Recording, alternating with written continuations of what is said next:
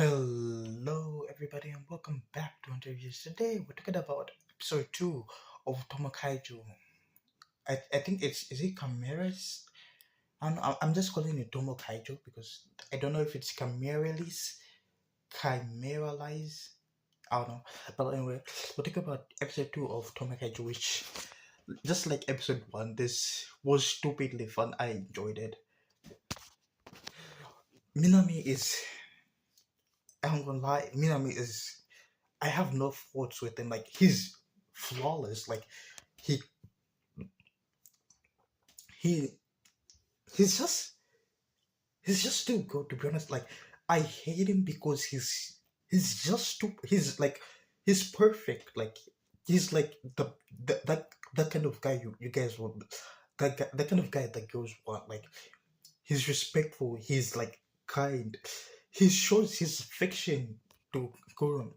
Like, like in front of everyone, he said that he likes Gurren. Like, he didn't say it, like, he didn't say, but like, if you have eyes, you could see like he was looking at Gurren when he was saying that there's someone I like. Like, he's just perfect. Like, he's understanding. He gives her like his own space. He gives her time to. He gives Kuro her own time, like, to come out of her shell, literally, like, talk to him, like, she wants to be there for him. Like, freak this guy. Like, have you ever hated someone just because they're just better than you? Like, in no matter of way, like, I would ever reach this level. Like, he's on the second to Rito. Like, Rito, I think he is like the first guy. Like he is that, but like, Mina, but like, if Skuro doesn't end up with Minami, which I know they will, but like, if they don't, that would be like a slap in the face, because I'll, like, genuinely, I'll be really happy, because not happy. What am I saying? Like, what I'm trying to say is, he is like the perfect boyfriend for her. Like, if there's anyone who Kuro should end up with, I know it. Like, it's not like on our sis a reverse her more like the multiple interest. Okay, even that, before that, when we got introduced to, okay, in episode 2 we gonna meet this girl named Manatsu, and like, to be honest, I'm happy. She's she's something else, to be honest. Now, okay, and first when I saw her, I thought she would be like, a rival in love interest, where like we have someone who, like, kind of, who likes Minami and whatnot. But like, it turns out it actually wasn't like that, and I'm happy that it wasn't like that, because the the romance, I didn't want, like, I want the drama, but like, I didn't want like, a love triangle type of thing. I think that wouldn't have worked well in this character. But like, we got something special. Our girl Mina, our girl Minato is kaiju sexual, and by kaiju sexual, I mean kaiju sexual. Like, she loves Harugon. She loves everything about kaijus, which to be honest, Angola was genuinely funny, because we know Harugon is Kuro. And okay, but it is a love triangle. It's like, she loves Kuro. No, it can't be a love triangle. If it was a love triangle, Minami would have to like Manatsu, but like, he doesn't have any feelings for her. So it's like, how will she, like, if she finds out that Harugon is Kuro, what would her reaction be? Because in the episode, she kind of thinks that Kuro is like the priestess of, like, of Harugon. So like, they're friends, because she's like, she loves Harugon, and like, she wants to know more about him. But like, since Kuro is Harugon, she doesn't want to tell her. And like, we kind of have like this funny comedic vibe between the two of them, which, to be honest, I'm vibing with. Like, to be honest, Kuro is Woo, and I think will be like the funniest character in the show. Like, she is like, she made me laugh this whole episode, and like, it was it was really good. It was genuinely just that funny. Anyway, I've stalled for much long. Let's get into the episode itself. Anyway, I wouldn't say the episode picks up. Anyway, the episode like I moved like I don't know 48 seconds in front, but like this part of the episode, I hate these characters.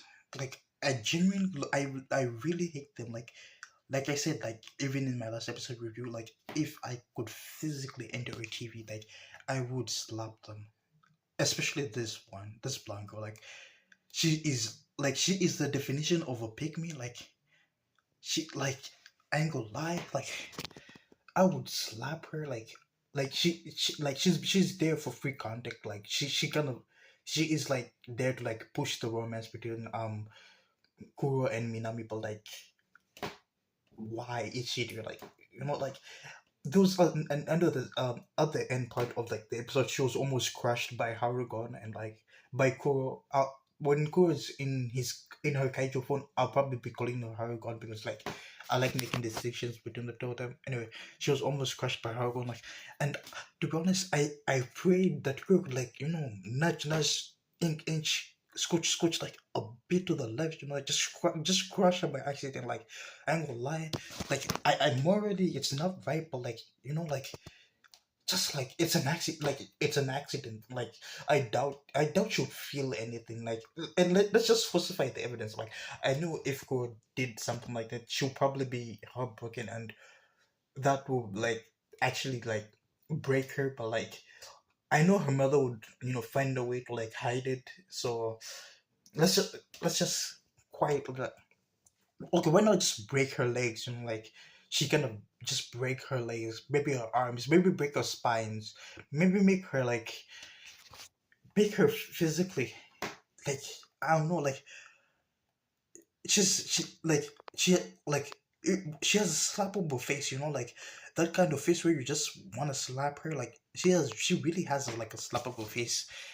Anyway, in this episode, in this part of the segment, Hakuro is kind of like worried about Minami because, as we know, she ran away from she ran away from was because she was turned into a kaiju, but she turned into a kaiju and Minami, like in this girls were talking about how Minami wasn't coming to school because he got hurt, but like he did come to school, so we don't know he's not hurt. Or like she was actually worried. She was scared that she actually might have accidentally hurt Minami, and she wouldn't be able to like live with herself if she hurts the guy she likes. Like and she hasn't immediately said she likes him, but like she does fight. She does like him. We know that.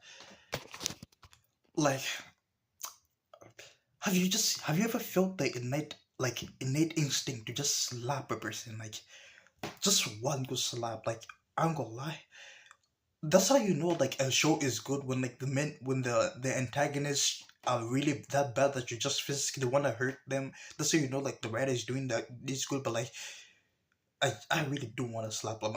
This is child. It wouldn't be child abuse, would it? This is teen abuse. So like you know I'm not a person to lay my hands on like a woman, so I'll probably hire another woman to actually slap them. It wouldn't be as enjoyable as me slapping them myself, but like you take what you take. Yeah, and this was like the part of the episode that I was scared for because when minutes what the sorry when Manatsu kind of ran up to like Minami, I thought like she was probably like Minami's childhood friend, and like she also had a crush on Minami, so it kind of becomes that awkward where like a romance where like he ends up picking Kuro over like you know over what's this Manatsu, because as we know, okay, if this was how I was thinking the romance would go, we all know she would have lost because she has two distinct things that would have gone wrong for her. One, if she was the childhood friend, we all know childhood friends in romance animes don't win anything. Like if you've watched any rom-com romance animes, then a childhood friend is 9 times out of 10 gonna lose. There's no way in life they're going to win.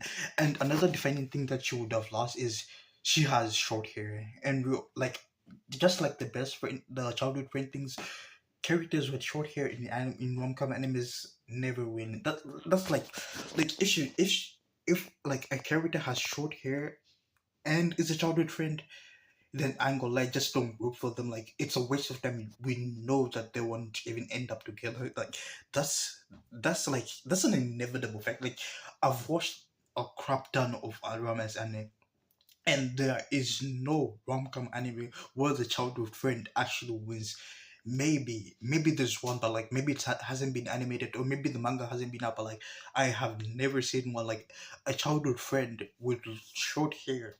Like that's just a combo of disaster. Like there's no way you would win. Like the heavens are not on your side. Like I'm just saying that's anyway. That's where I thought that romance would go, but like we kind of find out in the later parts of the episode that she is Harugon sexual, so she likes everything. She likes LO and everything about kaiju's. Like her father works like with kaiju, so like she kind of grew up with them, and she kind of ended up like falling in love with them. But like since they weren't real things, she didn't like think she had a chance. But last night Harugon was like there real in the flesh, and like it sparked something in her, which I'm gonna lie, it shouldn't have sparked anything with her. Like how would it work? Like okay, I have a really freaked up mind, so like, but like how would it work? Like Harugon was a size of like a really tall building. I don't know how tall it is. Let's do some research right now. Okay, after doing like 2 minutes of research, kaiju size is very dramatic, typically ranging from like 130 to 400 feet, about like 40 to 20 centimeters tall. So like it's really freaking tall. Like how like like for comparison, okay, like again after doing some research, um, which the a skyscraper. I mean, if you don't know what a skyscraper is, let's just look at this image. This image will kind of give us a really good example. Like, so like building wise, I think a kaiju is is pretty tall. I think this will give us like a comparison. Like, I think it's greater than the Statue of Liberty, but like, I think it will be same. Maybe like the Eiffel Tower is like a bit like maybe 5 to 7 inches, maybe meters longer than it, but like that's really big. So the question is, how would it work, children wise? Okay, like how like you know those animes where like like where like well those mangas and animes where like a girl marries a dragon, but like we know that a dragon can turn into a human, so it kind of limits the parts. But like there's some fantasy animes. If you watch Game of Thrones, was it Game of Thrones? But like there's a certain movie where like a human princess kind of has a child for a dragon. I doubt the dragon kind of like turns into a human. So like speculation wise, how did that happen? Like I know I'm a very freaked out person, but like it's just something that came to my mind. I was like, how would it work? Would it like would is it yeah? Anyway, let's move over. Let's move away from this. Let's just continue with the episode. Anyway, yeah, I was right. Um, her father has spent like like he's I wouldn't say her father works with kaiju, so she kind of spent her whole her life with like kaiju. So like it's basically like how if as an otaku a real cat girl just popped out of nowhere. I 9 times out of 10 I would travel to that said country and look for it. I know who I am. Don't judge me. But like, this is basically like same scenario. Like something that you believe wasn't real just pops up in reality. What's your first impression is to like just go find it. Like that's a once in a lifetime thing that can never even happen again. Anyway, after some back and forth, um, versus Minatsu kind of decides to like be the wingman of Minami and Kori, and which I really appreciate because I feel like I know the romance would have gone, but like if like Kori doesn't have that nudge or that push, I doubt she'll actually make a move because like she is scared of turning into a kaiju and probably maybe hurting Minami by accident because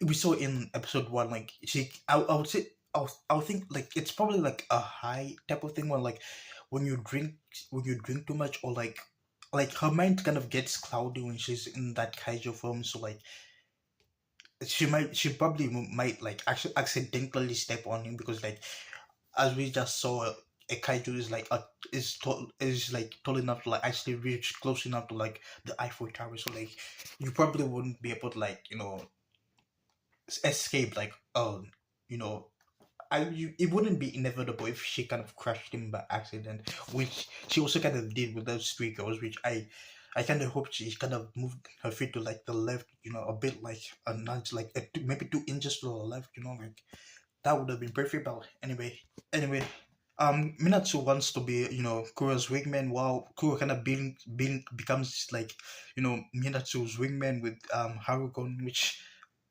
okay, it just brings up itself like I wouldn't say like Kuro is Minato. It's I wouldn't say it's purified, because she does say it in the episode, like she would be okay even if he steps on him. So like I ain't gonna lie, I feel like she has masochistic tendencies. We don't know. It's not yet confirmed, but like I feel she is. Like I feel like if Harugon does appear in the final part of the episode, because of some things that happened in the episode, which I will talk about later. But like, if Kuro were to like breathe fire on her, I feel like she wouldn't be upset. She'll probably like she'll probably enjoy it a lot. Look, I feel like I know that she would. I really do know that she would. Anyway, my favorite part of the episode, not this part, like again, she should have just moved a bit to the right, a bit to the left, maybe like shimmy her legs, maybe like jumped up and down, like. But like in this episode, these two girls, which I don't even want to bother to even actually learn their names, because like learning their names is basically like me wasting a few precious seconds of my life just spouting their names. Like that's a grave sin that I don't even want to do. Anyway, these girls kind of look up, Kuro in the locker, because the because they have a crush on me. Like I ain't gonna lie. Anyway, they lock up Kuro in the in the gym closet, because they're just like that. Like just this is just baby behavior. Like it's just like even when I look at her face, like you wanna like I say, she just has a very slappable face. Okay, now let me talk about my favorite part of the episode. My favorite part of the episode is here when Minami kind of confesses to like to Kuro, like why like his true feelings, like in this part of the episode, like this whole pancake episode, last episode, where we all knew that he lied, but like Minato kind of thought Kuro kind of thought that anyway, Minami kind of tells Kuro that the whole pancake thing, like how him inviting him out, it was just like a plan. He just really wanted to spend time with her. Like he found her fascinating. He really wanted to get to know her. And like once he knew her, and once he knew her, he just kept getting like he just fell for her more. Like he wants to know each and every part, which I really enjoyed this scene. And there's another scene that I also enjoyed, was when Kuro was actually, I wouldn't say was no, she accepted herself, because she tells Kuro, I wouldn't say she tells Kuro about like her turning into a kaiju, but like she kind of expresses like her real feelings on how like how she also wanted to like spend time with him, like since the first time he actually talked to her, she actually really loved him, but like because of her condition, she kind of like didn't want to like actually pursue a romantic relationship, because she really is scared like of hurting him, like. And the craziest part is like like once she actually confesses and accepts like that part of her, like the tail kind of goes away anyway. Like she kind of like, we know she grew, she like her kaiju form kind of appears, but like her kaiju form appeared when she was the whole episode she had her kaiju tail, because from last time it didn't go away, sort of. So like when she actually accepted herself and told Kuro like her real and genuine feelings about him, like it wasn't like a direct confession, but like it's close enough to an actual confession. When they actually talked, it actually like the tail actually went back. So like I have it, it's like a sort of theory where like if she transforms into a kaiju and confesses her love, I feel like she'll turn back to normal. I don't know if that's how it works. I don't know. Like again, I kept saying, like, I want to see how the author, takes this. Like, how will the romance work between like a girl who turns into a kaiju when her love is ignited, and the guy who's just too freaking perfect. Like, god damn, I really wish like Minami has some flaws, because like I can't project myself. Like.